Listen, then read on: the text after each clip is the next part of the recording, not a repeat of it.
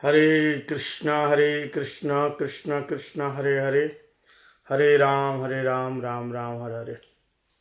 श्री श्री हरि गुरु वैष्णव की आयतु की कृपा से हम लोग पुनः साधु संग में हरि कथा हरि कीर्तन श्रवण करने का सत सौभाग्य प्राप्त किया है। हरि कथा में रुचि नहीं हो तो उसका साधन भी पूरा नहीं होगा। धर्म स्व अनुष्ठित पुंसाम भिक्षक्षेण कथा सुजा न उत्पादय यदि रतिम श्रम एव ही केवलम। भागवतम का ये श्लोक है। धर्म स्व अनुष्ठित पुंसाम भिक्षक्षेण कथा सुजा। यदि भिक्षक्षण भगवान की कथा में रुचि नहीं है तो शास्त्र में बताया न उत्पादय यदि रतिम। यदि कथा में रति नहीं है तो श्रम वही केवलम, उसके बाकी जो साधन है वो क्या होगा? श्रम मात्र, परिश्रम होगा। श्रम वही केवलम। इसलिए एक दृष्टांत दिया, जैसे अग्नि में घी डालो तो आहुति होती है, लेकिन भस्म में घी डालो, भस्म का मतलब राग, राग में जैसे हम लोग हवन करते हैं अग्नि में घी डालो, जब हवन पूरा हो जाए अग्नि बुझ जाए जो राग बचा रहेगा उसमें घी डालने से क्या होगा? घी बर्बाद होगा, देवता भी नहीं लेंगे, स्वाहा भी नहीं होगा और घी बर्बाद होगा। बोले ऐसे ही बताया कि भगवान की कथा छोड़ करके तुम पूजा पाठ नाम संकीर्तन छोड़ करके पूजा पाठ और भी दूसरे दूसरे साधन कर रहे हो तो श्रम वही केवल। मूल है कथा, कथा में रुचि। कथा में क्या है? साधु का संग होता है। कथा में क्या होते हैं? साधु का संग, और उसके साथ साथ क्या? साधु की सेवा। अगर साधु को बुलाए घर में और कथा सुनने के लिए उनको बुला लिए तो उनकी सेवा भी तो करनी है। और कथा सुनो, श्रवण करो, उसका स्मरण करो और कीर्तन करो, तीनों काम एक साथ हो जाते हैं। इसलिए शास्त्र में बताया कि हरि कथा में रुचि साधन का ये मूल ये पॉइंट है। रुचि होना चाहिए। लेकिन कथा में रुचि किसकी नहीं होती है? सारा दिन मेहनत करेगा, सेवा करेगा, खूब सेवा भाग भाग के करेगा, लेकिन कथा नहीं सुनना चाहेगा। भगवान की कथा में रुचि नहीं है, कथा नहीं सुनेगा और सारा काम करवा लो लेकिन कथा नहीं सुनेगा। तो गुरुदेव बोलते थे कि सब कुछ छोड़ करके जब भगवान की कथा हो रही है, कथा सुनो। कथा मात्रैक जीवनम। कथा हमारा क्या होना चाहिए? जीवन। नाम गाने सदा रुचि, आशावंद समुत्कंठा, नाम गाने सदा रुचि। नाम गान में रुचि होनी चाहिए सदा, हमेशा। सदा सेव्या श्रीमद् भागवत कथा जस्य श्रवण मात्र न हरि चित्तम समाश्रये जन्मांतरे भवेत् पुण्यम तदा भागवतम लगे। सबकी कथा में रुचि नहीं होती है। कथा साधन भजन के मूल भक्ति का अंग है।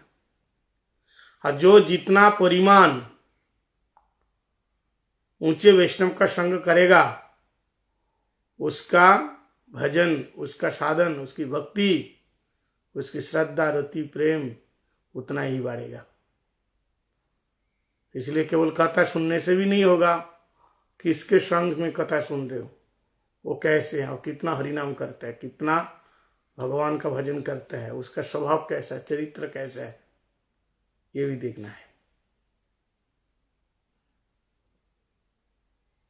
इसलिए कथा भाग्ये दयना बहुजन्म समय जितना सत्संगम चलवते पुरुष यदा वही। ये जन्मा जन्मांतर के भाग्य का उदय होने से तब भगवान की कथा में रुचि होती है, रति होती है। और भागवत में तो बता भी दिया, कथा सुनने से पहले ही भगवान तुम्हारे हृदय में बैठ जाएगा, अगर कथा सुनने के लिए आप आ रहे हो। श्रीमद् भागवत कथा और किसी के लिए नहीं बताया। हरि अवरुद्धते कृति सुश्रुवित अच्छना, ऐसे बताया। कौन सा श्लोक? भागवत के प्रथम स्कंद के प्रथम अध्याय के धर्म प्रज्जित कैतवत्र परम निर्मत्सराणाम सताम वेदम मत्र वस्तु शिवदम तापत्र उन्मूलनम श्रीमद् भागवते महामुनि कृति किंबा परेश्वरा शब्द हिद्वरुद्धते कृति सुश्रुवित क्षणा। इसका क्या मतलब है? कृति सुश्रुवित क्षणा। कथा अभी सुनी नहीं, कथा सुनने के लिए केवल मन में इच्छा हो। इधर बैठो। कथा सुनने के लिए मन में केवल क्या हुआ? हाँ, केवल मन में इच्छा पैदा हुई। सुश्रुवित क्षणा, सुश्रुवी सुनने की इच्छा पैदा हुई। तत्क्षणात, उसी समय हरि अवरुद्धते हृदय, भगवान हमारे हृदय में आके बैठ जाएगा। यह है कथा का महत्व। यदि कोई कथा सुनाने वाले आए तो उनसे कथा सुन लो, सुनने वाले आए तो उनकी कथा का कीर्तन करो उनके सामने। सुनने वाले नहीं है, सुनाने वाले नहीं है, तो कथा का क्या करना? नाम का कीर्तन करना, हरि नाम करना, सेवा करना। जब कथा सुनाने वाले आए तो वो नहीं चूकना चाहिए, तो क्षण उस समय को काम में लगाना चाहिए। कोई संत मिल गए, उनसे कथा सुनो, हाथ जोड़ करके कथा सुनो। कृष्ण भक्ति रस भाविता मति, कृष्ण भक्ति रस भाविता मति यदि कुतोपि लभ्यते क्रियताम लौल्यम एकलम कोट जन्म सुकृत न लभ्यते। कृष्ण भक्ति रस भाविता मति, जो कृष्ण के नाम गान में रचे पचे हैं, मतलब सर्वदा नाम संकीर्तन में डूबे हुए हैं, जिनके हृदय में भगवान का निवास, जो भगवान के लिए जी रहे हैं, ऐसे निर्विकारी संत अगर ये मिल गए तो क्या करो आप? श्लोक में क्या बात करें? क्रियताम लौल्यम एकलम, लोभ के द्वारा उनको वशीभूत कर लो। क्रियताम, कैसे वशीभूत करें? कृष्ण कथा सुनने का लोभ, सेवा करके उनको वशीभूत कर लो। इसके बदले में क्या चाहिए? अब कृष्ण कथा हमें सुना दो। हम लोग कथा का महत्व तो देता नहीं है। सोचते कि हमारा टाइम खराब हो जाएगा। शास्त्र में बता रहे हैं कि सबसे बड़ा दान है कथा का दान। ये श्लोक तो पूरा कर दूं। कोटि जन्म सुकृति न लभ्यते, करोड़ों जन्म सुकृति करने के बाद भी वो चीज नहीं मिलेगी जो साधु संग के द्वारा, जो हरि कथा कृष्ण कथा रूपी जो हमें आनंद मिलता है। कोटि जन्म सुकृति न लभ्यते, करोड़ों जन्म सुकृति करने के बाद भी वो चीज नहीं मिलती है जो कथा के द्वारा। लेकिन हम लोग कथा को क्या समझते हैं? भगवान की कथा। इसका मतलब यह है कि हमारा प्रेम नहीं हुआ। प्रेम तो दूर की बात है, संबंध नहीं हुआ, संबंध ज्ञान नहीं हुआ गुरुदेव से, भगवान से नहीं, गुरुदेव से। गुरुदेव से संबंध होगा तो गुरुदेव का प्राण धन गोले करो जीवन धन। गोले करो धन क्या है? अपराकृत दिव्य जगत के गोलोक के धन है कृष्ण नाम, प्रेम।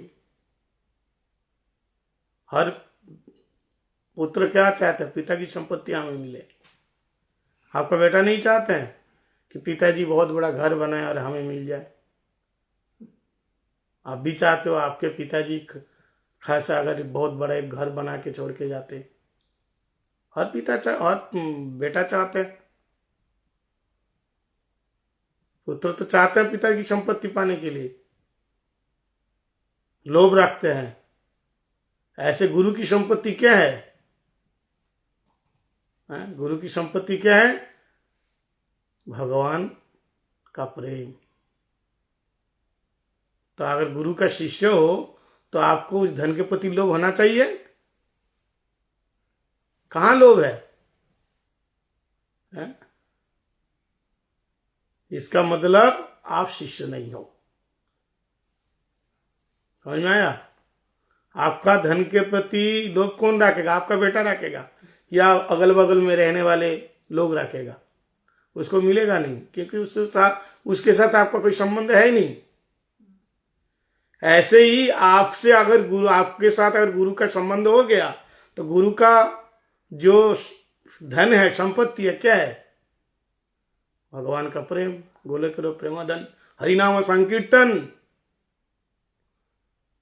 और उसी हरिनाम संकीर्तन में आपको कोई रुचि नहीं है, इसका मतलब गुरु से आपको संबंध नहीं हो, शिष्य नहीं बन पाया आप, और आपको वो संपत्ति से वंचित किया जाता है। गति वंचक वांचक चिंत पदम, चौपात की वंदना में स्टकम में कहा गया, वो वंचित हो गया। वंचक, भगवान उसको वंचना कर देते हैं अपने प्रेम धन से।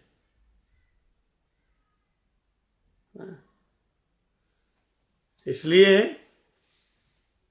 जैसे धन में हमारा लोभ है, ऐसे भगवान के नाम संकीर्तन में लोभ होना चाहिए किसी शिष्य को। गुरु के प्रेम धन है ये। गुरु से कोई संबंध ही नहीं है, वैष्णव से संबंध ही नहीं है।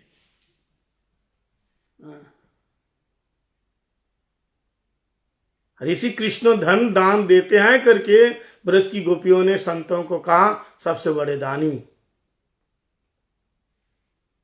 भूरिदा ते जना भक्ता।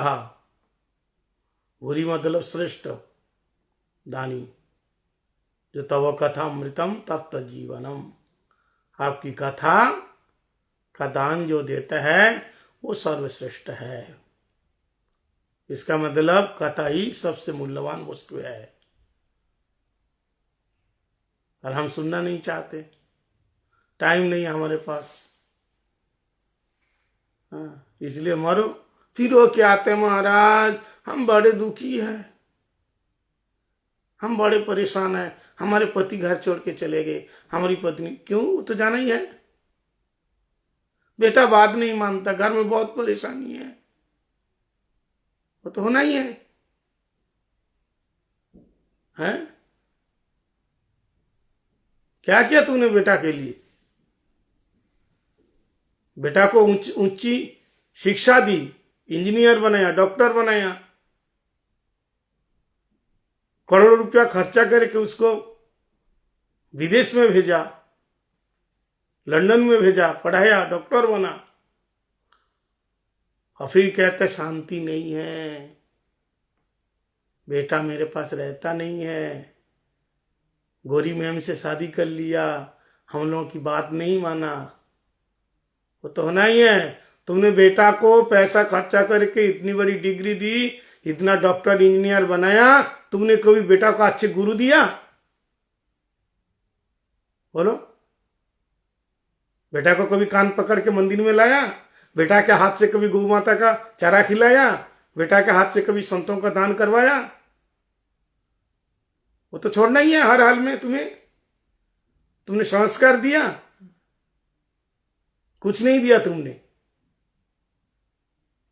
जैसे बाप ऐसा बेटा, दोनों के जीवन में शांति नहीं है। अब बताइए, इन विदेशों में क्या चीज की अभाव है, क्या चीज की कमी है? बताइए।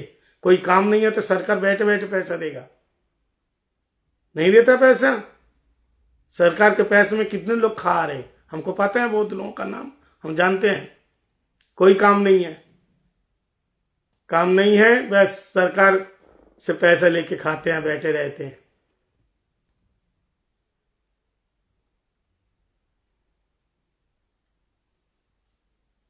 लेकिन दुख की बात यह है कि हमारे पास भजन करने के लिए समय नहीं है, साधु संतों की सेवा करने के लिए टाइम नहीं है। बैठे बैठे केवल हमको खाना आता है। हाँ? सरकार जो आपको पैसा दे रहे हैं बैठे बैठे, लेकिन उन पैसे से अपना सब पूरा कर पा रहे हो क्या?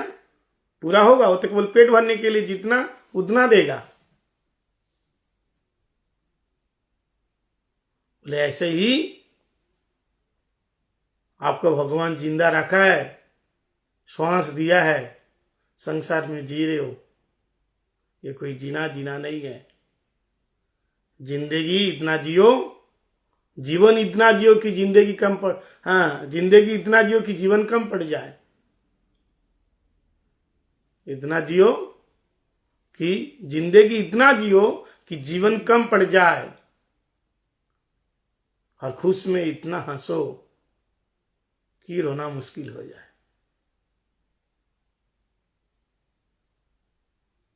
हम जी रहे, पशु पक्षी की तरह जी रहे। ये कोई जीना नहीं है। शुअर भी बच्चा पैदा करता है, वो भी माँ बाप बनता है। हमारे भारतीय संस्कृति में माँ बाप उसको कहता है जिसका बेटा भगवान का भक्त बनता है। पुत्रवती जुवती सोई जाके सुत राम भक्त होए। माँ बाप भी ऐसे ही है, बेटा भी तो ऐसे ही बनेगा।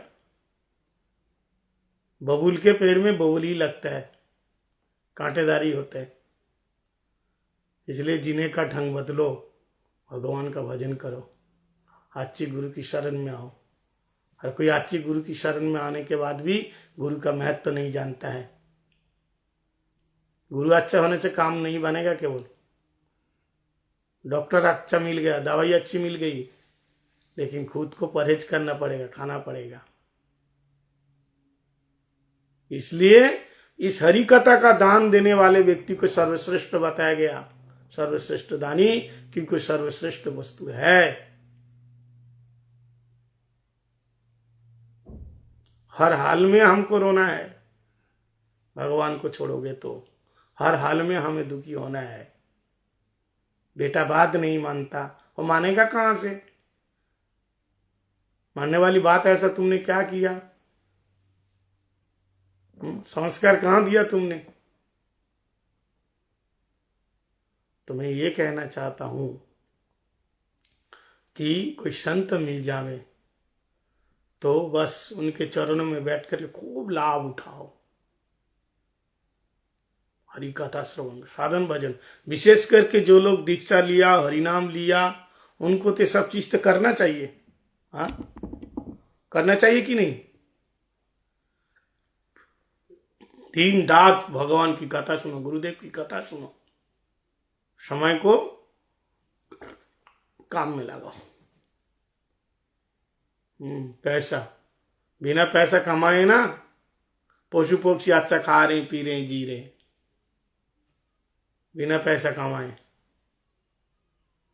हम ये नहीं कह रहे कि पैसा मत कमाओ, पैसा आवश्यकता है, उसके बिना कुछ नहीं है। मैं तो कहता हूं लेकिन क्या क्रम है पैसा कमाने का? धर्म, अर्थ, काम, मोक्ष, ये क्रम है।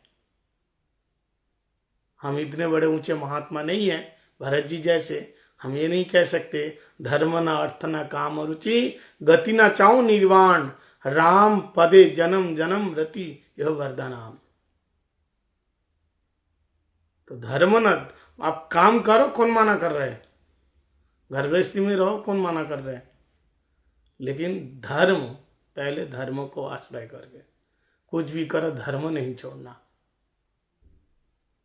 धर्म का मतलब भगवान को ही धारण करना, भक्ति को धारण करना, गुरु को धारण करना, गुरु पदाश्रय करना, वैष्णव सेवा करना, ये है धर्म। हरिकथा श्रवण करना। तो ये सब ज्ञान कहाँ से मिलेगा? कथा सुनोगे, साधु संग करोगे, तब तो साधु बताएं। हम साधु संग ही नहीं करेंगे। हाँ, आजकल लोग कथा नहीं सुनेंगे, यज्ञ करेगा, महाराज हमारे को ऐसा है, घर में अशांति है, ये यज्ञ करा दो। कलयुग में कलौ केशव कीर्तना, नाम संकीर्तन प्रधान बताया। वैष्णव हवन करो, माना नहीं है, लेकिन उसके साथ साथ क्या होना चाहिए? नाम संकीर्तन। आप अभी देखा यज्ञ में कितने लोग आए और कथा में कितने लोग आए? और सोचता है कि कथा सुन के क्या फायदा है, यज्ञ करेगा तो घर का कल्याण होगा, वातावरण शुद्ध होगा, पितृदोष चला जाएगा, बच्चे लोगों के मन में शांति आएगी। अशांति आएगी तो कहां से आएगी? पंडित जी को 1 घंटे 2 घंटे तक खूब काम करवा लिया, हाँ बढ़िया करके महाराज यज्ञ कराओ, हाँ 1000 लोगों को बुला करके बढ़िया 4-5 आइटम से खिला दिया, लोग बहावा दे रहे, आपने बढ़िया प्रोग्राम किया, बढ़िया अच्छा यज्ञ करवाए, खुश हो गए सब लोग। किलो किलो घी अग्नि में सुहा किया, और पंडित जी को दक्षिणा देने की बारी आई, पंडित जी को रुला दिया, खुश नहीं हुआ। शादी में देखो ना कितना बड़ा वो बनाता है, पंडाल बनाता है। भारत में देखो लाखों लाखों रुपया के पंडाल लगता है।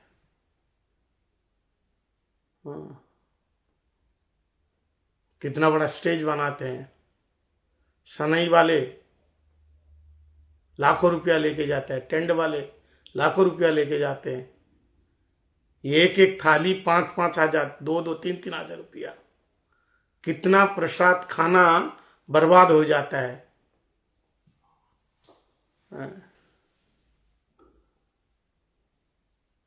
और जो शादी पढ़ाएगा पंडित जी, उसको कितना 1100 रुपये, 2100 रुपया, 5100 रुपया।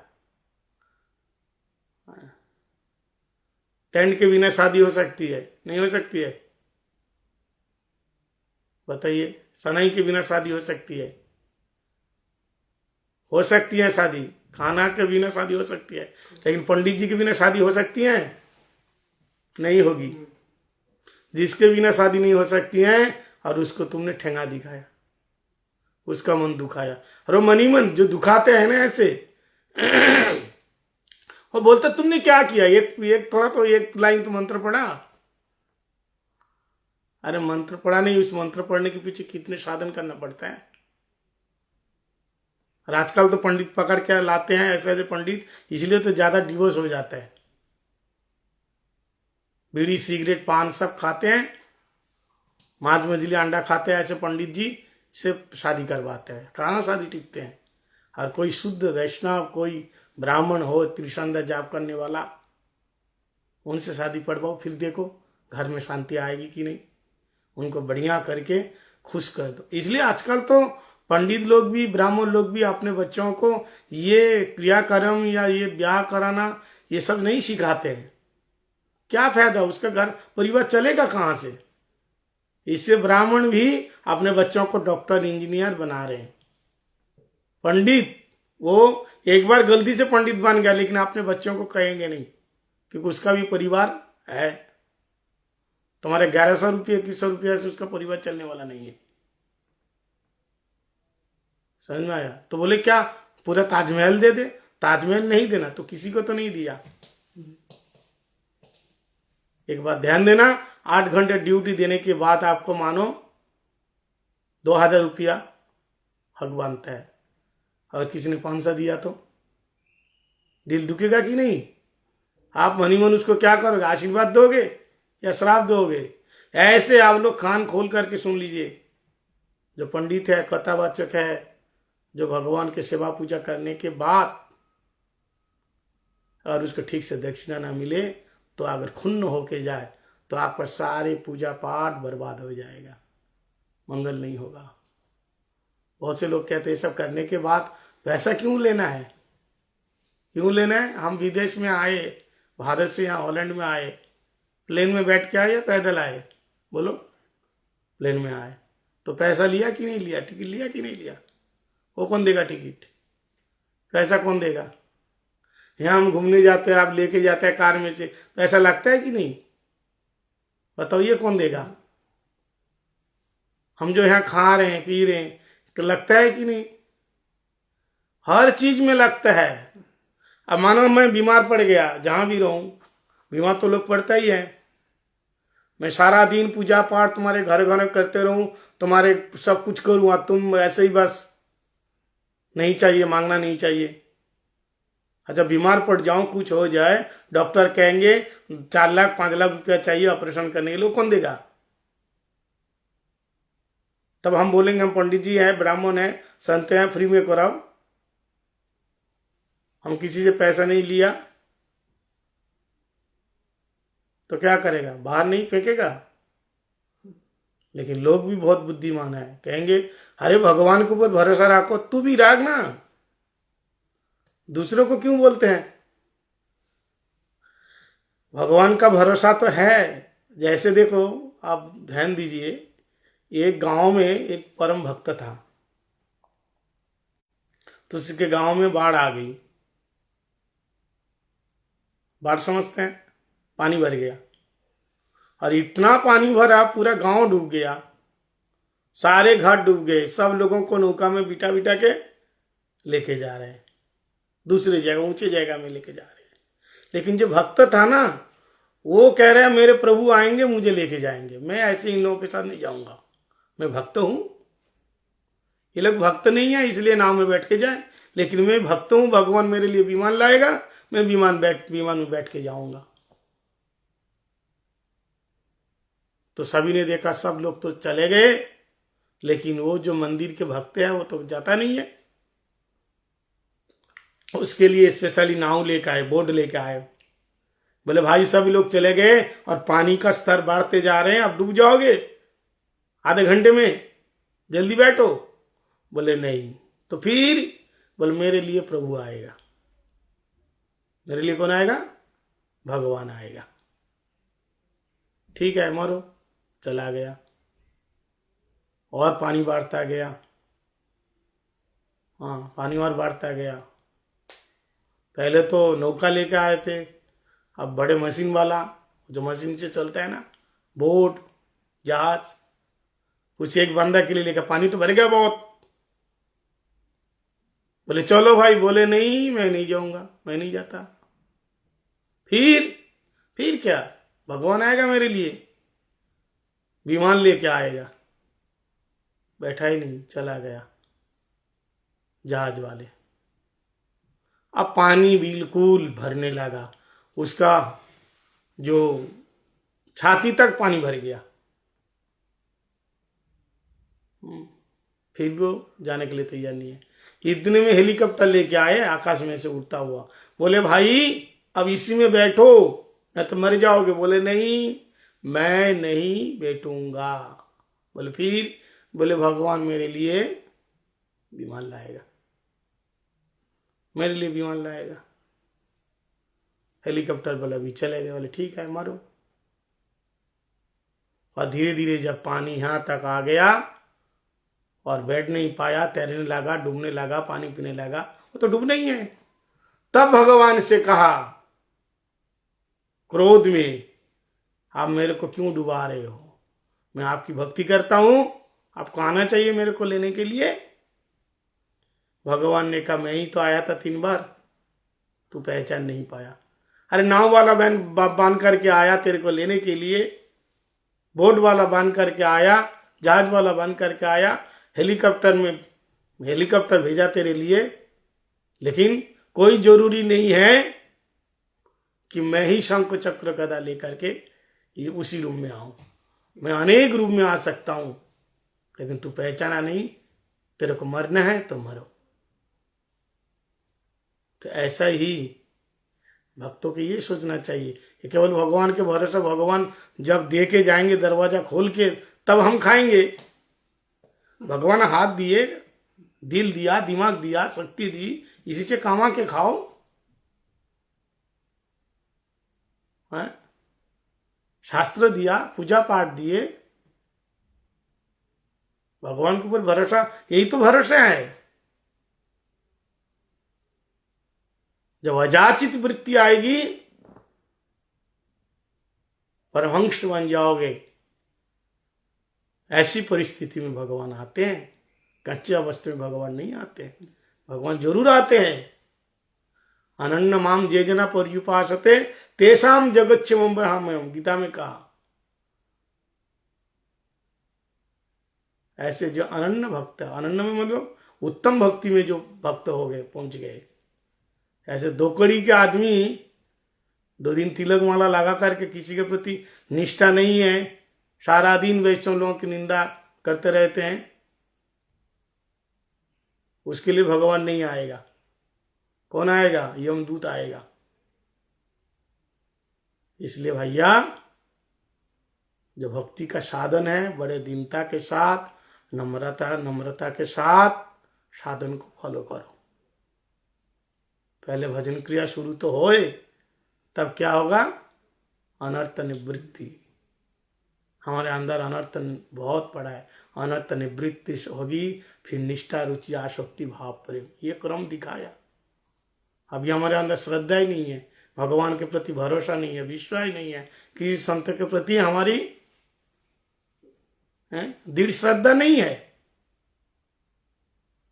हमारा श्रद्धा किस में है? बैंक बैलेंस में है। हमारा भरोसा हाथों में है। हम काम करेंगे नहीं तो कौन खिलाएगा? अरे जब 9 महीने तक मां के पेट में था, तब वहां कौन खाना खिलाने जाता था? हमने ऐसा सुना है कि मां के पेट में बच्चा जब रहता है ना, तो श्वास भी नहीं ले पाते, तो फिर जिंदा कैसे रहते? मां श्वास लेती हैं तो उसी से जिंदा रहते हैं। उसके अंदर श्वास लेते हैं, लेकिन बाहर की हवा वैसे थोड़ी ना जा रही, मां के द्वारा उसको खाना पीना सब कुछ मिल रहा है। ऐसा सिस्टम किया। लेकिन कैसे? मां ऐसा खाना भेज रहे नहीं, मां खाएगी तो उसको इष्ट पुष्ट ही होगा। भगवान ने ऐसा नाली फिट करके रखा। तो जब 8 महीना 9 महीने तक भगवान ने पेट में पाला, तो बाहर आने के बाद हाथ हो गया, पैर हो गए, दिल, दिमाग, बुद्धि सब भगवान ने दिया। तो फिर कहते भगवान कुछ नहीं दिया। भगवान ने क्या किया और क्या करेगा? भगवान के प्रति फिर भरोसा ही नहीं होता है। इसलिए भगवान अगला जन्म मनुष्य नहीं बनाएगा, ध्यान रखना। कुत्ता बिल्ली बांध करके डोलना पड़ेगा। जितना पैसा कुत्ते के पीछे और बाकी उसके पीछे, इसके पीछे खर्चा कर रहे हो, उतना किसी भगवान के लिए खर्चा कर रहे हो? परिवार के लिए जितना खर्चा कर रहे हो, गाय भैंस के पीछे जितना खर्चा कर रहे हैं, बताइए, उतना क्या हम भगवान के लिए अच्छी तरह से बढ़िया करके भोग लगाते हैं, साधु संत की सेवा करते हैं? नहीं। तो कहने का मूल हमारा उद्देश्य है, ये जो धर्म स्व अनिष्ठित पुंसाम वीक्षेण कथा सुजा, ये जो कथा में न उत्पादय यदि रतिम श्रमय वही केवलम, ये रति कहां से आएगी? लोग कहते कथा में रुचि नहीं होती। बहुत से लोग, एक तो कथा में रुचि नहीं है, और दूसरी बात कथा में बैठे तो नींद आती है। वहां प्रॉब्लम। और तीसरी बात, अगर नींद भी नहीं आती, मन नहीं लगते, मन चले जाते हैं। तो ये सब क्यों होता है? श्री विश्वनाथ चक्रवर्तीपाद माधुर्य कादम्बिनी में दिया है ये सब बातें हैं। ये लॉ है। क्यों होता है ये सब चीज? 16 प्रकार के दोष वहां दिखाया गया, अनर्थ दिखाया है। ये सब चीज कथा में, नींद आना एक प्रकार अनर्थ है, मन नहीं लगना अनर्थ है, कथा में रुचि नहीं होना, नाम में रुचि नहीं होना, ये सारे अनर्थ है। खाने में रुचि है, बड़े चाप से हम खाते हैं, लेकिन कथा में हमारी रुचि नहीं, नाम संकीर्तन में, सेवा में रुचि नहीं है, वैष्णव सेवा में रुचि नहीं है। हमको तो आता ही नहीं है, बोल दिया बस 2 मिनट में बोल के, बस किसी के आता ही नहीं है, बस इसी को रट के रखा, हमको आता ही नहीं है ऐसे।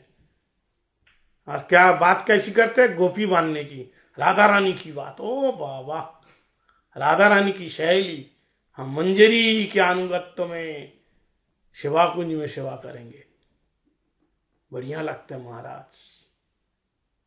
ये बात सुनाओ। वही काशी फल घोंट करके पनीर डाल के देने से राधा रानी और ठाकुर जी खाएंगे हैं? यद्यपि भगवान भाव के भूखे हैं, लेकिन गुरुजी कहते हैं जो रसोई सेवा में एक्सपर्ट नहीं है, राधा रानी की सहेली कभी नहीं बन सकता। हर सेवा में एक्सपर्ट होना पड़ेगा, हर सेवा में। माला बनाने में बढ़िया माला बनाओ, बढ़िया ड्रेस सिलने में, ड्रेसिंग करने में, रसोई सेवा में, हर सेवा में। और वो भी चटपट सेवा। छापान भोग बनाती हैं राधा जी रोज ठाकुर जी के लिए। छापान भोग बनाने के लिए तो सुबह से अगर शाम लगा दोगे तो दोपहर का प्रसाद कहां पाएंगे भगवान?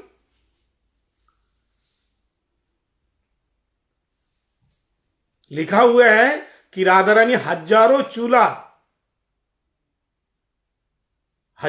जला के श्याम सुंदर के लिए दोपहर के प्रसाद तैयार करती हैं, गोपियों के साथ, अष्टसखियों के साथ। खुद मूल रूप से रसोई बनाती हैं, मालकिन बन के बैठी नहीं रहते, स्वयं अपने हाथों से सेवा करती है। हम महाराज बन गए, हम सेवा नहीं करेंगे, ऐसे नहीं चलेगा। सेवा करना पड़ेगा। सेवा एक ऐसी चीज है, वो साधन अवस्था में भी है, सिद्ध अवस्था में भी है। जैसे हरिनाम, साधन अवस्था में हरिनाम करोगे तो साधन है, सिद्ध अवस्था में हरिनाम करोगे तो भजन है। साधन अवस्था में अर्चन, फूल तुलसी डालोगे भगवान, सिद्ध अवस्था में भजन बन जाते हैं। इसलिए वो तो साध्य भी है, साधन भी है, साध्य भी है। नाम बद्ध अवस्था में भी नाम रहेगा, सेवा रहेगी। और वहां सिद्ध अवस्था में उस गोलोक वृंदावन में जाओगे, राधा रानी के जहां प्रकट लीला में लीला हो रही है, वहां जाएंगे, वहां भी सेवा करना है। वहां परम गुरुदेव को कहा कि आप संत महात्मा होकर के कोर्ट कचहरी कर रहे हैं। परम गुरुदेव कोर्ट कचहरी के केस में फंस गए थे ना, तो ऐसे कर रहे। परम गुरुदेव बोले तो भक्ति प्रकांशिला केशव गोसाई महाराज, परम गुरुदेव हमारे, तो बोले मैं यहाँ प्रैक्टिस कर रहा हूँ। लॉ पढ़ाई के बाद प्रैक्टिस होते हैं ना कोर्ट में जाके, बोले प्रैक्टिस कर रहा हूँ।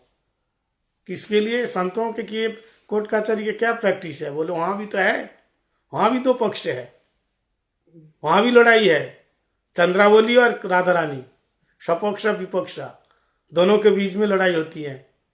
तो वहां भी कोर्ट कचहरी है, वहां राधा रानी को जीताना है, राधा रानी का पक्ष लेकर के। हम राधा रानी के वकील है। तो यहां से सीख के जाओगे तब तो होगा। परीक्षा में वही बैठते हैं जो पढ़ाई करते हैं, पहले प्रैक्टिकल, होगा। तो यहां सीखोगे नहीं। आप सोच रहे हो कि वहां राधा रानी की सखियां वहां हाथ पकड़ के सिखाएंगे, नहीं। बढ़िया सेवा करोगे, गुरुजी देखेंगे, गुरु रूपा मंजरी, तब लेके जाएंगे कि ये बढ़िया सेवा पूजा में कथा में रुचि है, ये आपकी सेवा में आपको आपने हे राधे आप कृपा करके इनको सेवा दीजिए, तब होगा। सीखना पड़ेगा। हाँ, सब कुछ सीखना है। मूल रूप से अर्चन करना, पूजा करना, आरती करना, ठाकुर जी की सब रुचि, मूल है रुचि, सीखने की रुचि। कीर्तन कैसे गाना चाहिए ये भी सीखना है, इसे सीखना पड़ेगा। हमको आता नहीं, करने से नहीं होगा। और मैं बहुत से लोगों को देखा, कंठ रहने से कीर्तन नहीं होता। कीर्तनिया कौन है? दैन दया अन्य मान प्रतिष्ठा वर्जन, चारे गुनी गुनी हैया करो कीर्तन। ये 4 गुण हमारे अंदर आएगा तो हम कीर्तनिया तब बन सकते हैं। हम बहुत से लोगों को देखता हूं, थोड़ा अच्छा गाना आता है ना तो सीनियर जूनियर नहीं देखते हैं, हम गाएंगे गाना शुरू कर देते हैं। हम कामी है, क्रोधी है, लोभी है। हमारे मुंह से क्या भगवान सुनेंगे? अरे कोई बड़े कोई ऊंचे संत आए, उनके मुख से हम सुने, नहीं, उनका कंठ उतना अच्छा नहीं है। भगवान कंठ नहीं देखते हैं, उत्कंठा देखते हैं। भगवान स्वर नहीं देखता, स्वभाव देखते हैं। तुम्हारा चरित्र कैसा है बताओ? कीर्तन करोगे, भगवान चित्त में नहीं बैठते, चरित्र में बैठता है। कीर्तन करने के लिए दीनता, दीनता, नम्रता, भद्रता, शालीनता, ये सब होना। त्रिनाद भी सुने चेना तररो विशिष्टुना, ये भाव होना है। दीन दया, कोई ऊंचे वैष्णव अगर आपको आदेश करे कि आप कीर्तन गाओ, तब आप गा सकते हैं।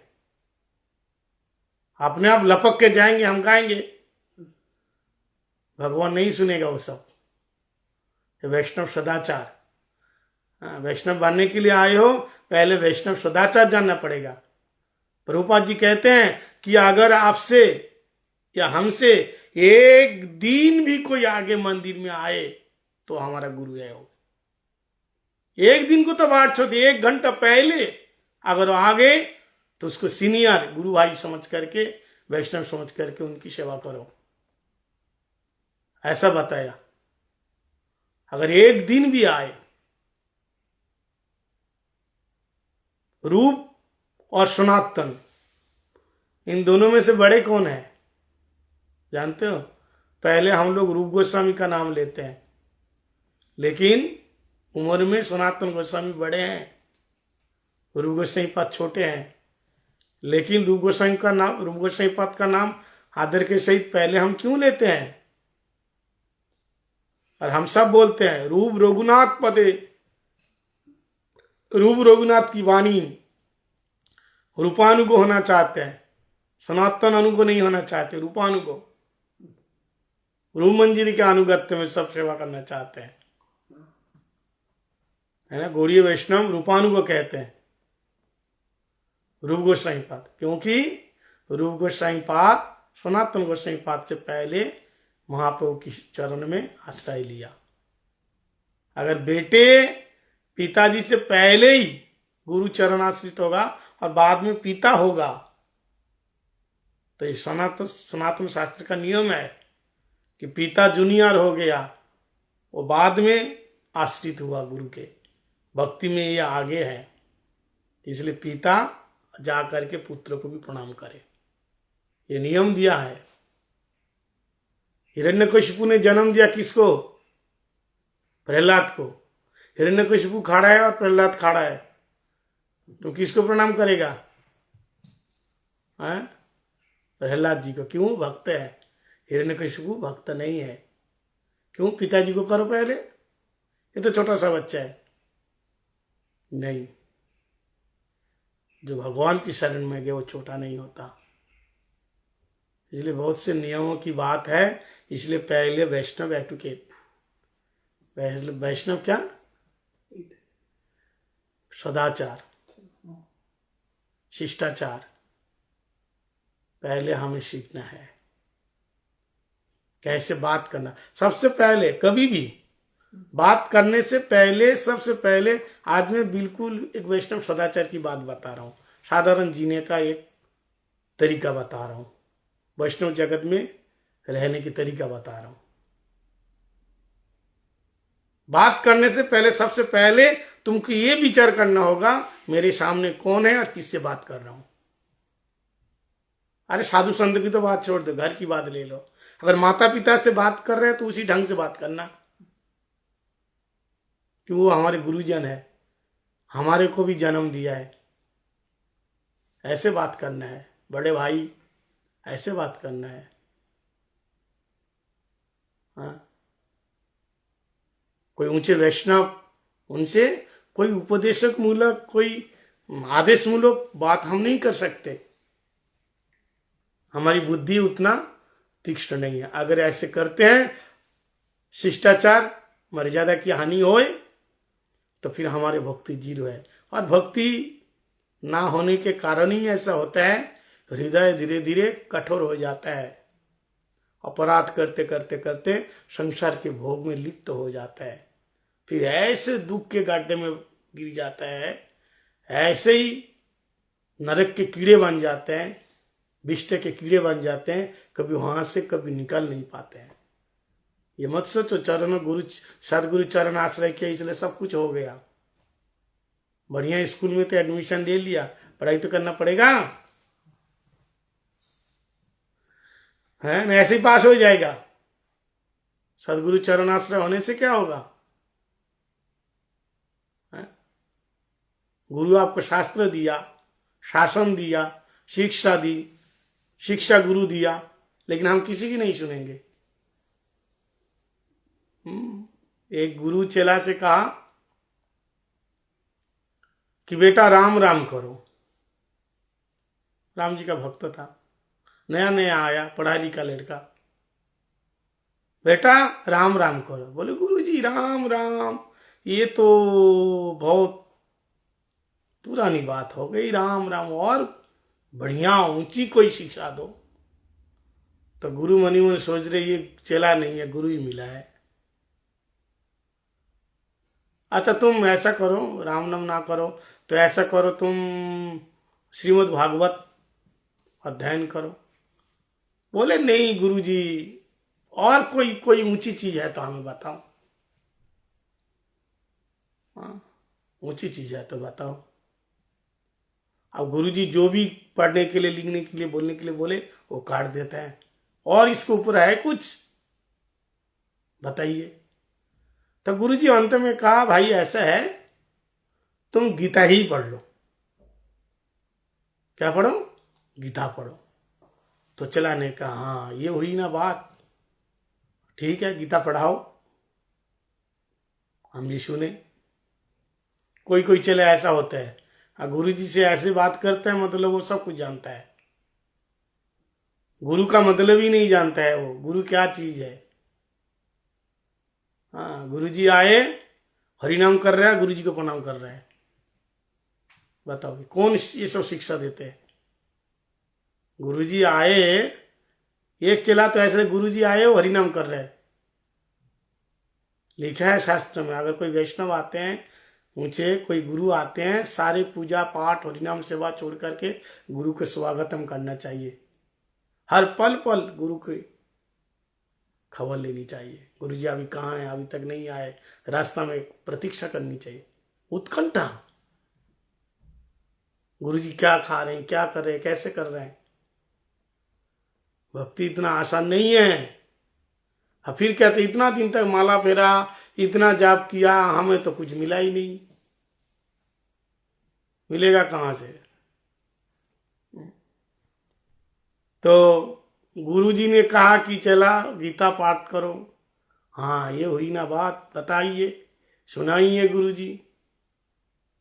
तो गुरुजी ने कहा गीता आज रहने दो, गीता का महात्मा सुन लो। महात्मा जानते हैं? गीता महत्व होता है, गीता का महत्व तो सुन लो पहले, फिर पढ़ने में रुचि होगी। तो ठीक है, सुनाइए। तो गुरु जी ने वो श्लोक बताया, सर्व उपनिषद गावो दुग्ध गोपाल नंदन। समझ में आया? ये गीता का एक महात्मा का एक श्लोक है। सारे उपनिषद गावो है, गावो मतलब गाय, और दुग्धा गोपाल नंदन। दुग्ध का ना है, गोपाल नंदन है, दुग्धा गोपाल नंदन। और वो सुनते हैं बार बार चला कर, आहा गुरु जी बड़ा आनंद आ रहा है, बड़ा आनंद आ रहा है। गुरु जी ने कहा समझे कि नहीं? चला कहते हैं हम और नहीं समझे। अब कम समझाते, हम ज्यादा समझते हैं। हाँ गुरु जी सब बात समझ में आ गई, लेकिन ये जो अब कहा दो गाधा गोपाल नंदन, दुग्धा गोपाल नंदन बताया ना, तो ये कहते दो गाधा, ये कौन है? गुरु जी ने माथा टोका, हे भगवान, ये दुग्धा गोपाल नंदन, ये कहते दो गाधा, ये दो गाधा कौन है? गुरु जी ने कहा दो गाधा ये है, एक तू है गाधा, एक मैं हूं गाधा, दो गाधा है। तेरे जैसे गाधे को हम समझा नहीं पाए, तो हमसे बड़ा गाधा कौन होगा? तो यही हाल है हम लोगों की। समझ में आया? यही है हाल हम लोगों की। हम भक्ति भी दिखावा करते हैं, दुनिया भर के अहंकार लेके, क्रोध लेके। चलो भाई ये सब का अंदर है, हम मानते हैं, जन्मा जन्मांतर का है, लेकिन तुम्हारे हाथ में है झुकने का, झुक सकते हो।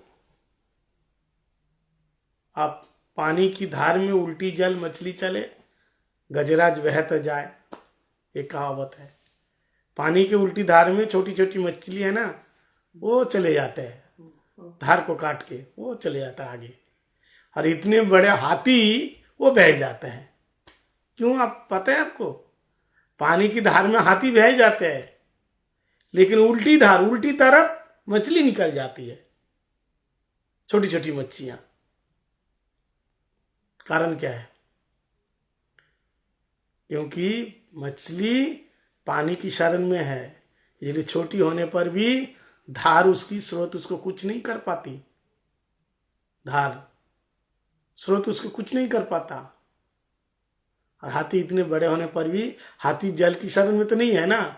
इसलिए तुम्हारे विद्या बुद्धि और तुम्हारे बिजनेस, रुपया पैसा, कितने कुछ भी हो जाए, अगर भगवान की शरण में नहीं हो, वैष्णव की शरण में नहीं है, तो मौत की घाट उतारना पड़ेगा, उतर जाओगे, मौत में जाना है। अब भले ही तुम्हारे पास रुपया पैसा, धन संपत्ति, मान सम्मान, इज्जत कुछ नहीं है, लेकिन वैष्णव का दास बन करके जी रहे हो, भगवान का दास बन करके सेवा कर रहे हो, तो तुम्हारा उद्धार हो जाएगा, तो मौत को जीत लोगे। अरे सब का मूल है भिक्षक ने कथा सूझा, भगवान की कथा में रुचि हो जाना। सत्संग ही प्रधान है, प्रभु का ये नाम संकीर्तन, वैष्णव सेवन, दुई कर शीघ्र पावे गोविंद चरण। हम हर पल पल में हेलो, पूजा में हेलो, हाँ, आनी करने के लिए गए, तुरंत फोन आया हेलो। हर पल पल बेटा बेटी पोता पोती का बोल लेते। अरे लो, माना कौन कर रहा है? माना कौन कर रहा है? लो, उसके बिना तुम रह नहीं सकते, वो खराब नहीं है। लोग कह रही है खराब है क्या? बिल्कुल खराब नहीं है। तो जब पिटाई होती है क्यों रो के आते हैं? मेरे साथ ऐसे हुआ, ऐसे हुआ, सहन करो भी।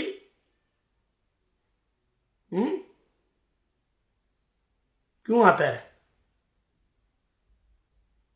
खबर रखा गुरुजी कहाँ हैं, क्या कर रहे हैं, क्या खाए क्या पिए, कोई वैष्णव वो कैसे रह रहे, क्या कर रहे, खोज है कुछ?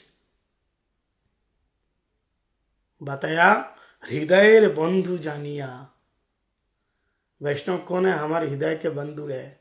बंधु का मतलब मित्र है, सखा है, हमारे प्राण है। ऐसे वैष्णव को मानना पड़ेगा। क्यों?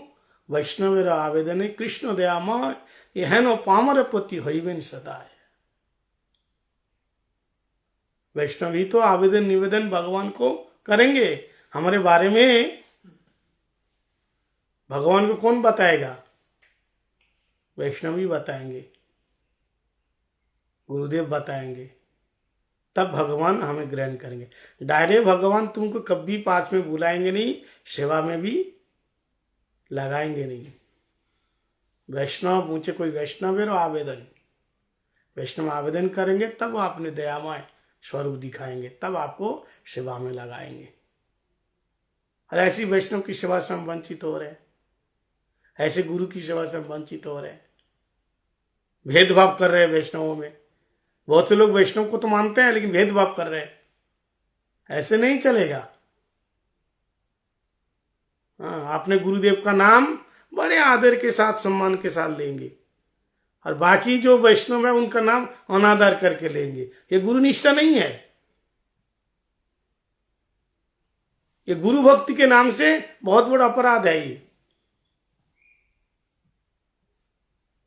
जो तुम्हारे लिए गुरु है हमारे लिए वैष्णव है, और हमारे लिए जो गुरु है तुम्हारे लिए वैष्णव है। हमारे गुरु भी किसी के लिए वैष्णव है, तुम्हारे गुरु हमारे लिए गुरु नहीं है, हमारे लिए वैष्णव है। लेकिन सबको समान रूप से सम्मान देना है। क्या रूप सनातन गोस्वामी हमें दीक्षा दी? नहीं दिया।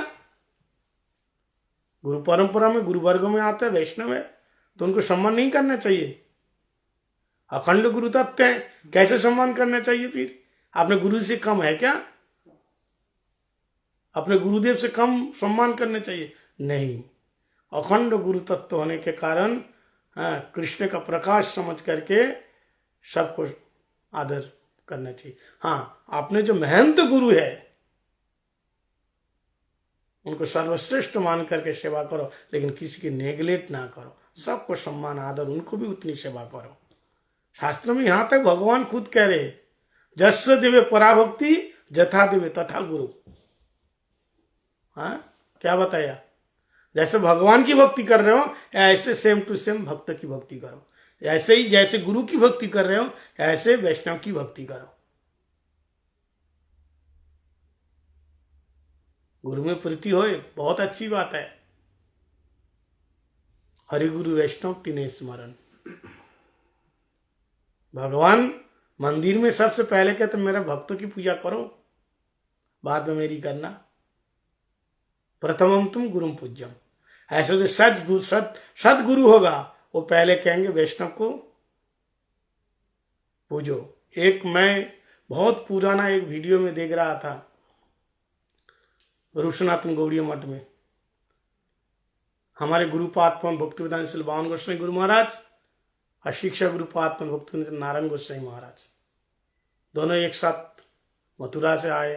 तो वहां के जो भक्त थे वृंदावन के माला लेके आए। तो माला पहले किसको पहनेंगे? दोनों है वैष्णव, माला किसको पहनेंगे? तो हमारे जो गुरुपाद पद में गौरी वेदांत समिति के आचार्य है, तो आचार्य होने के नाते माला उनको पहले पहनेंगे। और माला पहनाने वाले कौन है? उन्हीं का ही शिष्य, यानी हमारे गुरु भाई। हमारे गुरु महाराज को माला पहनाने के लिए गए, गुरु महाराज जी कहते नहीं इनको पहनाओ पहले। किसको कहते हैं? श्रील नारायण गोस्वामी महाराज जी को पहले पहनाओ, इनको पहनाओ। और ये कहते नहीं इनको पहनाओ। यह है वैष्णव।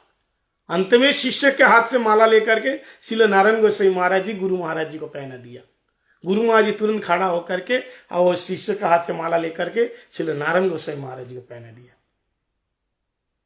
ऐसा होते हैं जो वैष्णव होते हैं, वो नहीं सोचते कि हम गुरु हो गए और हम ही सब कुछ माला जय जय कर लेंगे, बाकी सब। वैष्णवता सीखनी है तो वैष्णव के संग में सीखना है। ऐसे निष्कपट वैष्णव के संग में सीखना है, चरित्रवान वैष्णव के संग में सीखना है।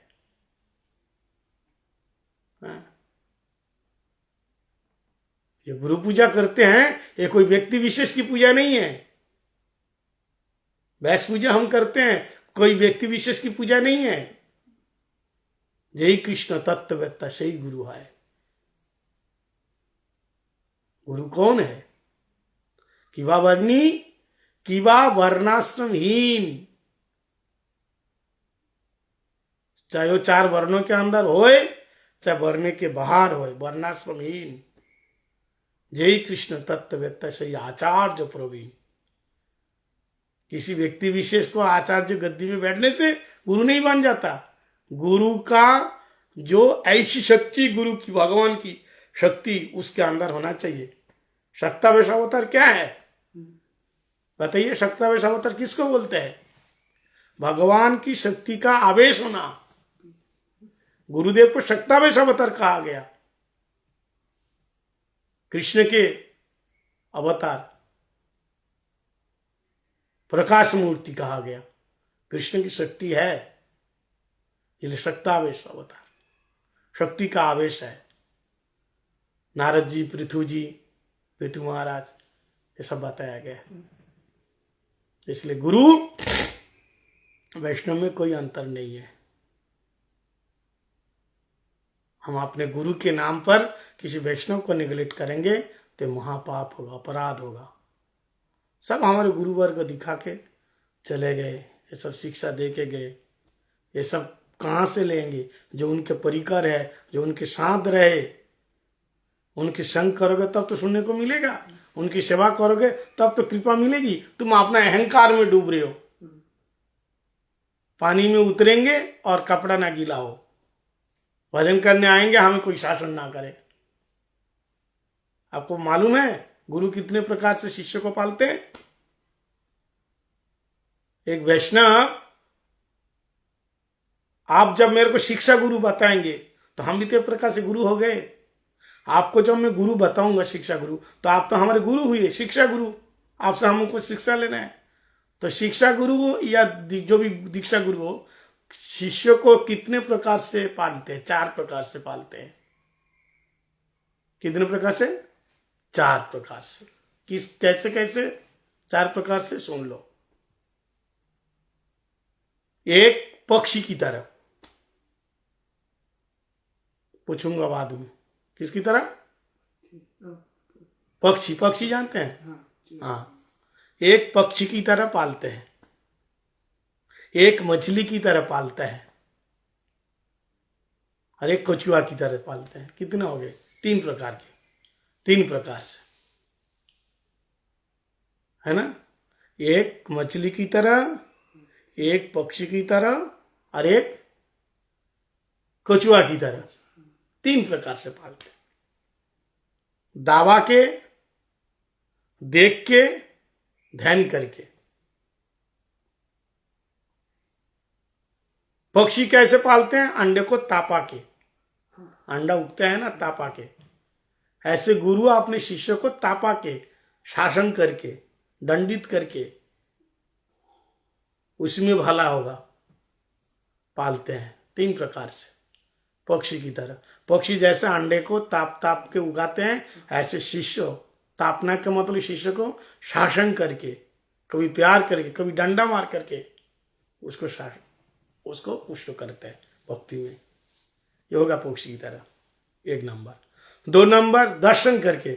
मछली जब अंडा देती है ना, तो वो क्या करते? वो तो दबा नहीं सकते, वो केवल देखती रहती है, चारों तरफ घूमती रहती है। जब तक वो बच्चे ना उगे, वो जो माँ है ना मछली, वो अंडे को छोड़ करके कहीं नहीं जाती है। 24 घंटा निगरानी करती है, देखती रहती है, देखती रहती है, देखती रहती है अंडे के।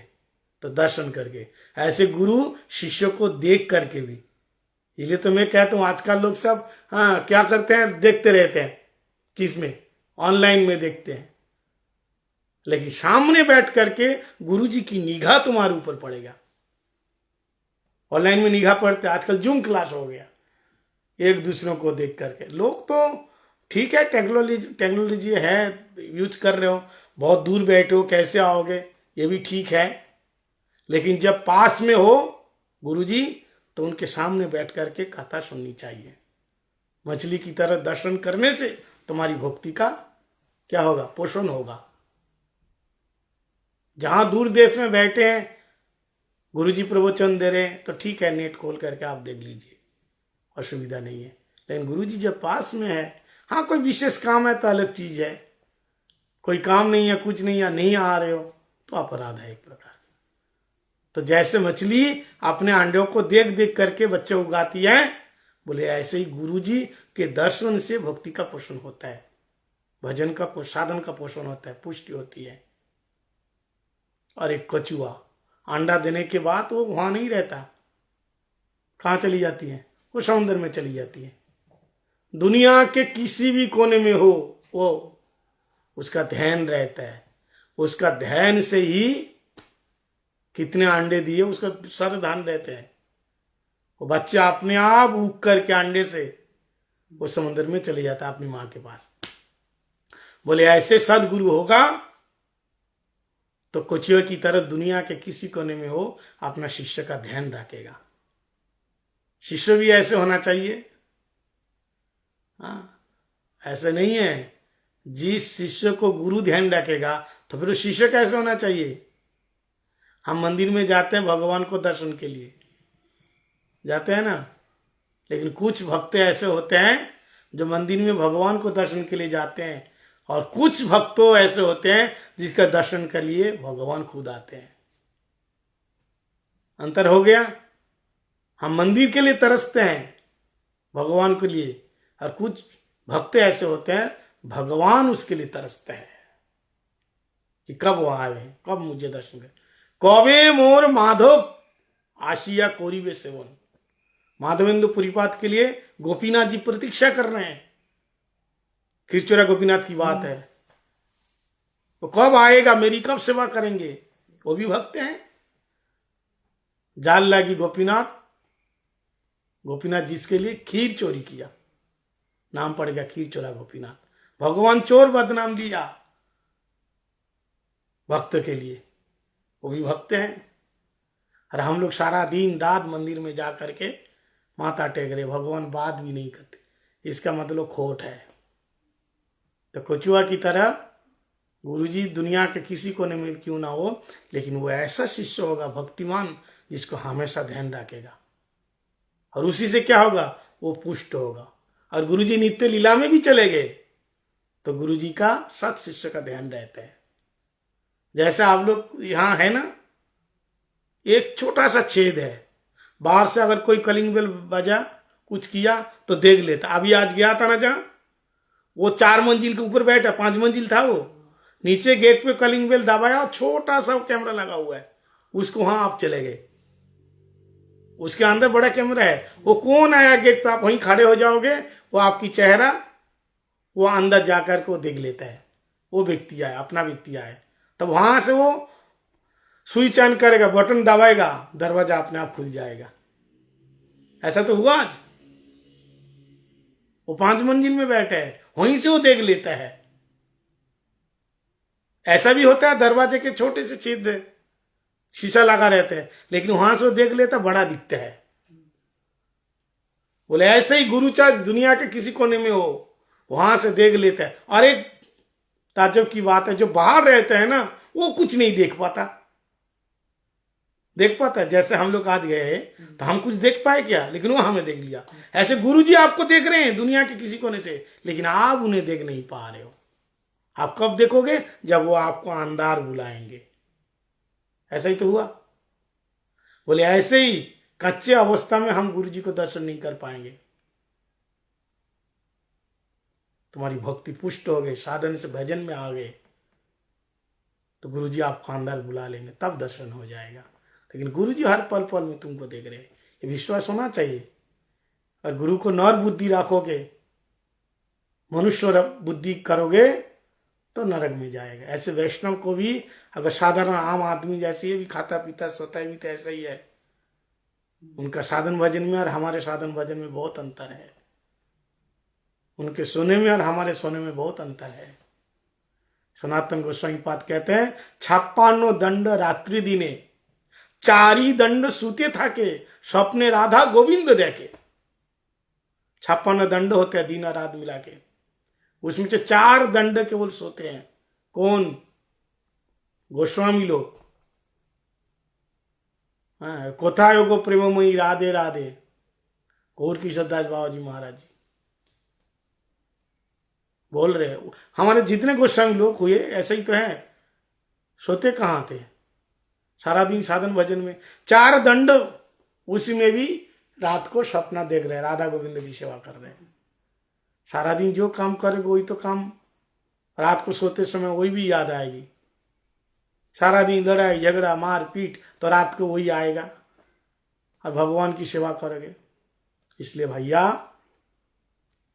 अगर इस संसार के दुख से दर्द से ऊपर उठना चाहते हैं, निष्कपट भाव से, कपट छोड़ करके सरल भाव से किसी अच्छे वैष्णव की शरण में जाओ। हमें नहीं कहेंगे, भगवान की शरण में जाओ। भगवान लेंगे नहीं तुमको, तुम्हारा पूरा शरीर गंदा है। जब बच्चा गंदा होता है ना, बाप गोद में नहीं लेते हैं, बाप बोले तो पिता। माँ उसको साफ सुथरा करके जब गोद में लेते हैं तो बाप क्या बोलता है, तुम्हारा बेटा है केवल, केवल तुम्हारा है क्या, मेरा नहीं है, दो मेरे को दो। जब साफ सुथरा, तो ऐसे भगवान बाप है और गुरु माँ है।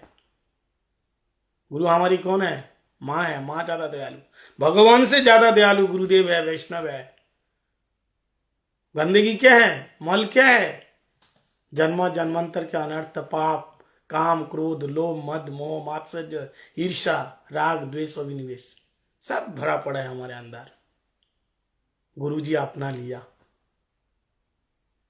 और बढ़िया सुंदर करके जब साधन से भजन में परिपक्व कर देंगे, तब भगवान आपको बुला लेंगे।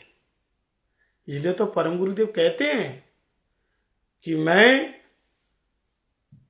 प्रभु, परम गुरुदेव क्या कह रहे हैं, मैं अपने रूप गोस्वामी पाद, सनातन गोस्वामी पाद, जीव गोस्वामी पाद को नहीं जानते, यहां तक चैतन्य महाप्रभु को भी नहीं जानते। मैं तो केवल अपने गुरुदेव प्रभुपाद जी को जानता हूं। क्यों? पर इसलिए मैं जानता हूं कि जब ये संसार 84 लाख जोनी में जब मैं घूम रहा था, तो उसी समय प्रभु राम भी थे, भगवान कृष्ण भी थे, चैतन्य महाप्रभु थे, बाद में हमारे सारे गोस्वामी भी आए, सब लोग आए, लेकिन मेरी तरफ किसी की नजर नहीं गई। मैं नाली के कीड़े बन के रेंग रहा था, नजर गई तो मेरे गुरुदेव श्रील प्रभुपाद ने दर्शन किया और मुझे अपना चरण में आश्रित कराए, अपना बनाया। इसलिए गुरु माँ है, परम दयालु है, कृपालु है। वो अच्छी तरह से साफ सुथरा करके, बच्चा जब गंदगी में खेलते हैं धूल मिट्टी हो जाते हैं, तो पिता कभी गोद लेते हुए हम तो देखा ही नहीं कभी। पहले माँ साफ सुथरा करके गोद लेके तब पिताजी के गोद में देते हैं। इसलिए गुरु भगवान से भी दयालु है। भक्त, गुरु क्या भक्त है, भगवान से भी भक्त बड़े दयालु है। ऐसे भक्तों की सेवा करो। आपको ऊपर से लग रहा है कि कठोर बोलता है, नारियल देखा, कोकोनट, नारियल ऊपर से हार्ड होता है, शक्त होता है, अंदर कितना नरम होता है। नारियल खाया कि नहीं खाया? ऊपर से ऊपर खा सकते हैं, कठोर होगा। एक आदमी डॉक्टर के पास गया तो उस आदमी को डॉक्टर ने कहा फल खाया करो, और फल छिलके के साथ खाओ, जैसा अमरूद सेब। इस छिलके में क्या होता है, जैसा आप खीरा, हमें कहते हैं महाराज इसको छीलो मत, बढ़िया होता है इसका छिलके, उसमें विटामिन होते हैं छिलके में, छिलके के साथ खाओ, उसको छीलो ना। तो उसने कहा ठीक है। बोले कोई भी फल है ना तो आप छिलके के साथ खाया करो। तो ठीक है, वो आए घर में, खाया, पेट में बहुत दर्द होने लगा, बहुत तेज दर्द। वो फोन किया डॉक्टर साहब, बोला हाँ क्या हुआ? बोला आपने फल को छिलके के साथ खाने के लिए कहा था, हम छिलके के साथ खा गए, पेट में बहुत दर्द हो रहा है। अच्छा क्यों? ऐसा तो होना नहीं चाहिए। कौन सा फल खाया तुमने, पेट में इतना दर्द कर रहा है? बोले नारियल खाया। नारियल अगर तुम छिलके के साथ खाओगे तो क्या होगा? कितना कठोर है। लेकिन छिलके हटा करके उसके अंदर जो नारियल का गोला है, नारियल खाओगे तो कितना नरम है। बोले संते ऐसे ही है, ऊपर से भले ही कठोर लगे लेकिन अंदर नारियल की तरह पानी भी है और नरम भी है। ऐसे हमारे इसलिए भक्ति वेदांता शिक्षा गुरुपाद पद्म नारायण गोस्वामी महाराज जी ऊपर से कठोर लगते हैं लेकिन अंदर से परम दयालु है, सख्त बोलते हैं। लेकिन हित चाहते हैं।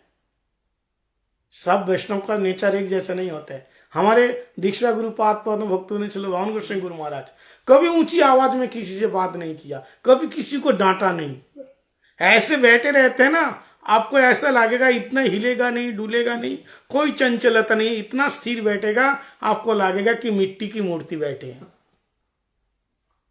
उनका नेचर अलग है। सब वैष्णव का वैशिष्ट है। अगर आप दोष देने लगोगे तो अपराध है। अलग अलग वैशिष्ट है वैष्णवों का। अब नरसिंह भगवान को क्या बोलोगे बताओ? वही भगवान का अवतार है। नरसिंह भगवान ने क्या किया बताओ? जीते जी जिंदा आदमी को छाती फाड़ देना। आजकल ऐसे कोई करके देखे क्या होगा? जीते जी छाती फाड़ देना, वो भी कैसे? क्रोध में। बताइए, भगवान कृष्ण ने भी मथुरा में जाकर के चाणूर को कैसे मारा? चाणूर को भगवान कृष्ण ने जरासंध को कैसे मारा? चीर दिया। तो क्या भगवान को क्रोधी कहोगे? एक प्यार है, कहते हैं कृष्ण ने जते गुण कृष्ण भक्त संचारी ले। इसलिए कृष्ण का जो गुण है ना, भक्त के अंदर आ जाते हैं। तो भगवान का एक अवतार है नरसिंह अवतार, वो भक्त के अंदर आ गया। इसलिए कोई भक्त जब क्रोध करे, जब मैं आपको गुस्सा करूं, क्रोध करूं, समझो नरसिंह भगवान का गुण है ये। कैसा? तो आपके अंदर द्वेष भाव नहीं आएगा, लेकिन आता नहीं है। अगर बहुत प्यार करूं, प्रीति दिखाऊं, तो समझो प्रभु राम का ये करुणा बता दिए। चैतन्य महाप्रभु के, चैतन्य महाप्रभु ने क्या कहा? एवे अस्त्र ना धरी लो, प्राणी कारण ना मारी लो। चैतन्य महाप्रभु ने प्रतिज्ञा किया, राम अवतार में धनुष बाण लिया, कृष्ण अवतार में क्या लिया? कृष्ण अवतार में जब गए थे द्वारका में, भगवान ने चक्र भी उठाए, द्वारकाधीश कृष्ण। लेकिन इस मर्यादा पुरुषोत्तम, प्रेम पुरुषोत्तम अवतार गौर हरि का अस्त्र शस्त्र कुछ धारण नहीं करेंगे। हमारा अस्त्र शस्त्र क्या होगा? ये मृदंग, करताल, शंग, पंख, सवार्षदम। अस्त्र से काटने की आवश्यकता नहीं है, तीर मारने की आवश्यकता नहीं है। जब करताल बाजेगा, मृदंग बाजेगा, इसकी आवाज से काम क्रोध घायल हो जाएगा। हरिनाम संकीर्तन करके ही तो उन्होंने अपने पास बुलाया सबको। इसलिए नित्यानंद प्रभु को जब मारा, किसने मारा? जगाई माधाई के साथ जब वो प्रचार में लड़ाई हुई क्या? उसने तो नित्यानंद प्रभु को आक्रमण किया। जब सर फोड़ा, महाप्रभु अपनी प्रतिज्ञा भूल गए।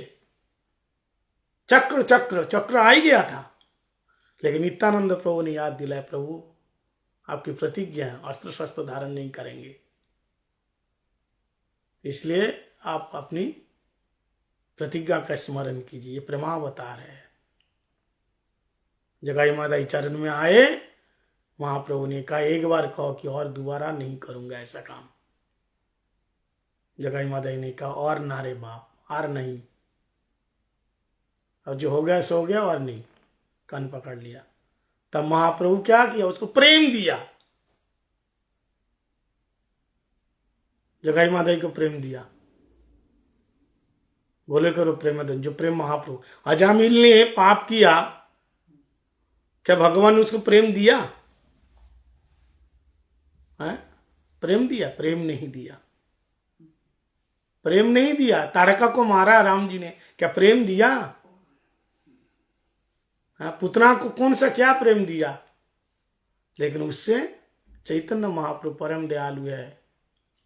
अनर्पितम चरिम चिरात करुणा अवतीर्ण करो, जो किसी ने नहीं दिया, चैतन्य महाप्रभु ने दिया। ये जितना राक्षस, ये सब मरने के बाद भगवान के हाथों में, ये सब कहाँ जाता है? सिद्ध लोग में जाते हैं, जो जोगी सिद्धों को जो मिलता है। जैसे भक्तों को प्रेम मिलता है ना, ऐसा प्रेम नहीं मिलता इनको।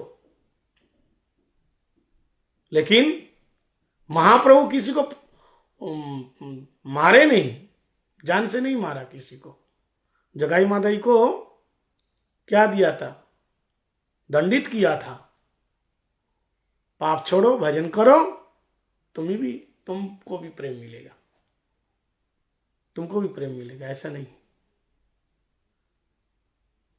अपराध, पाप में और अपराध में वैष्णव को मारना अपराध नहीं है।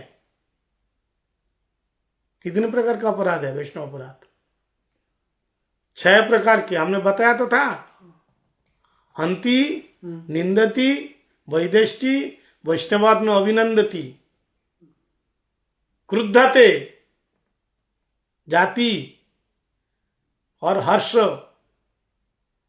क्रोध करना और वैष्णव को देख करके प्रसन्न नहीं होना, वैष्णव आए हुए आ रहे हैं उसको अभिनंदन नहीं करना, और वैष्णव को निंदा करना और वैष्णव को जान से मारना। श्लोक का उल्टा करके मैंने बता दिया। ये 6 है। और वैष्णव तुम्हारे यहां आए, तुम प्रसन्न नहीं है, काम में बिजी है, बहुत काम है, हमारा आज टाइम नहीं है, कोई मतलब नहीं है। ऐसे नहीं। जितने भी पैसे पैसे पैसे पैसे करके घूमो, मिलेगा ही नहीं। अगर मिल भी गया ना, वो हो जाएगा। अपराध कर रहे हो ना। यहां बताया, मैं कहां बताऊं? इस श्लोक में बताया। अगर कोई वैष्णव आए, अगर प्रसन्न नहीं होना, तो एक प्रकार नहीं आने का, मिलने का कोई रीजन होता है, ये अलग चीज है, कारण होता है, फिर भी आना चाहिए। जानबूझ के नहीं आना मतलब प्रसन्न ही नहीं है। समझ में आया? आप आए और हम जानबूझ कर आपसे मिलने नहीं जा रहे, तो इसका मतलब क्या है? हम प्रसन्न नहीं है। आप आए, हम प्रसन्न नहीं है, तभी तो नहीं आ रहे। ये अपराध है। कोई वैष्णव आए, तुमको अभिनंदन नहीं कर रहे, स्वागतम नहीं कर रहे। कोई नेता आ जाए, कोई प्रधानमंत्री, यहाँ का राष्ट्रपति आ जाए, स्वागतम नहीं होगा, अभिनंदन नहीं होगा, होता है। अगर वैष्णव आते, वैष्णवात न अभिनंदती, चौथा नंबर है, वैष्णव को आते हुए देखकर अभिनंदन नहीं करना। इसलिए हम लोग देखते थे, गुरुदेव जब विदेश से आते थे, कीर्तन करके, स्वागतम करके, आरती उतार करके, चरण धुला के, माला पहना के, भोग लगा के स्वागतम कर। जब जाते समय भी ऐसे नहीं है, जाते समय भी बिठा के आरती करके, माला चंदन पहना के उनको विदाई देते थे गुरुदेव, जाते जाते दोनों समय। नियम होता है ऐसा, सम्मान। तो बातें तो बहुत है, ये सब वैष्णव सदाचार हम सबको शिक्षा लेनी चाहिए। ये केवल मैं आपको शिक्षा नहीं दे रहा हूं, हमारा अंदर भी कमी है, ये हम सबको लेना चाहिए। इसलिए तो सत्संग है, बार बार सुनो। हाँ, मुहु रहो रसिका, मुहु मतलब बार बार, रसिका भाव का, मुहु मतलब बार बार, बार बार कथा सुननी चाहिए। एक बार सुनोगे तो भूल जाओगे, फिर सुनो, भूल जाएंगे। अब जो आदमी गहरी नींद में सो रहे, एक बार बुलाने से उठता नहीं है, नींद में है, दोबारा बुलाओ, अगर नहीं तीसरी बार बुलाओगे तो जग जाएगा हड़बड़ा के। ऐसे ही हम लोग तो संसार में है, भोग में, एक बार 2 बार से नहीं होगा। इसलिए मुहु रहो रसिका भूवि भाव का, बार बार कथा का रस पान करना चाहिए। बोल वृंदावन बिहारी लाल की जय। वंशा कल्पतरुभ्यश्च कृपा सिंधुभ्यैव च पतितानां पावनेभ्यो वैष्णवेभ्यो नमो नमः। हरे कृष्ण।